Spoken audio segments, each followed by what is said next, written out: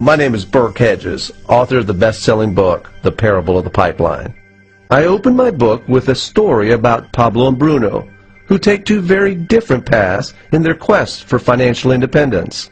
What you're about to see is the delightful animated story of their adventure. So, sit back, relax, and enjoy the life-changing lessons in The Parable of the Pipeline.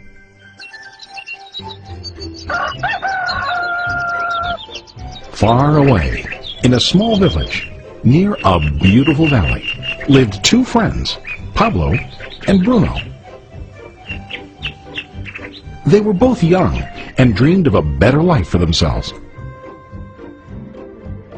They'd often discussed their dreams about how they would become the most successful men in the village. They weren't afraid of hard work, and they searched for opportunities to help realize their goals and achieve their dreams.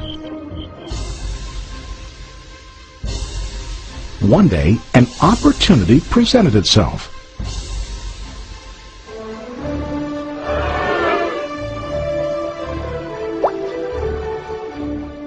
The mayor of the village decided to hire two people to bring water from a spring up on the mountain, across the valley, back down to the village.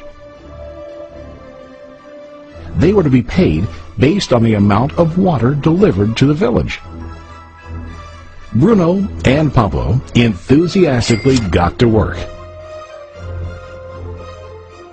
Every day, from morning till evening, they carried buckets to and from the spring. They worked hard, carrying water to the village. In the evening, they'd return home with their day's wages.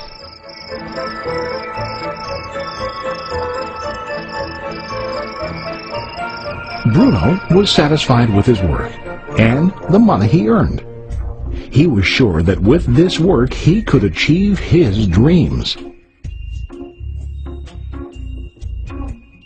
Bruno thought that to increase his wages he could use bigger buckets to bring more water each trip. He believed with a larger income he would soon be able to buy a cow and the house that he dreamed about.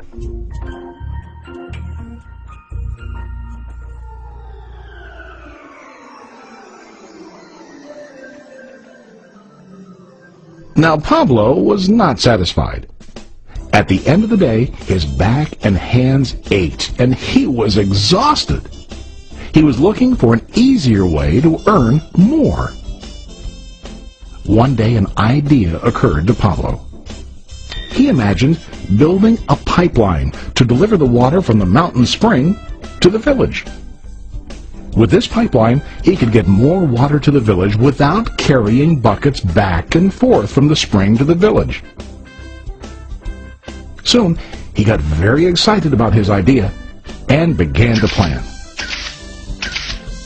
Pablo, of course, shared his idea with his friend Bruno and asked him to join with him to work on and help build the pipeline. Bruno thought the idea was crazy. All Bruno could think about was what his money could buy today and how to get it quicker. He felt that building a pipeline would slow him down and delay him in achieving his goals. Instead, Bruno got bigger buckets and went more often back and forth, fetching water. He was sure that with this method, he could make more money. Pablo decided to build the pipeline on his own. He understood that it would not be easy to build, and it would take time to complete the pipeline. Pablo knew that it could take several years to finish, but he set his mind on his goal. Every day he worked and carried water like before. But on weekends and during his spare time, he worked hard to dig in the rocky soil and build his pipeline. In the first month, there was little to show for his work.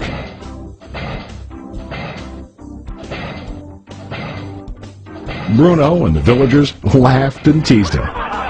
They called him Pablo the Pipeline Man.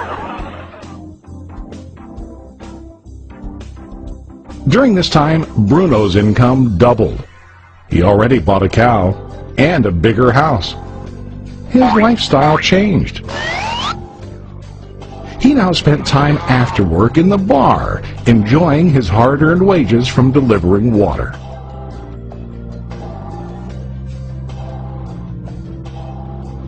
What Bruno didn't realize was that his body was starting to stoop from carrying heavy buckets every day.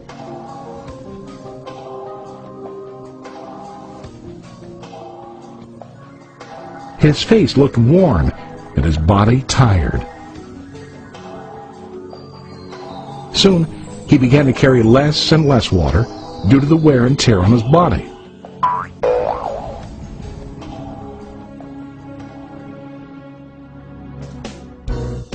Month after month, Pablo worked. Soon a year passed, and then a second year. Finally, Pablo finished his pipeline. He now used his pipeline to deliver water to the village instead of carrying buckets. Pablo was now earning more money than ever before. The water continued flowing to the village, while Pablo wasn't working. While he slept and ate, the water flowed. Pablo was happy and proud of his insight, persistence, and hard work.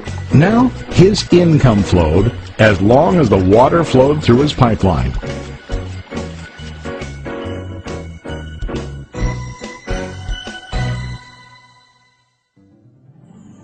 The story of Bruno and Pablo is a reflection of life. Their jobs symbolize what most people do to earn money. Bruno gets his money using buckets.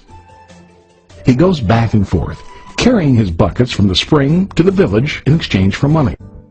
To increase his income, he either has to go more frequently to the spring or to use larger buckets. It's common in real life to increase our income by working harder. For example, working overtime or getting a second job.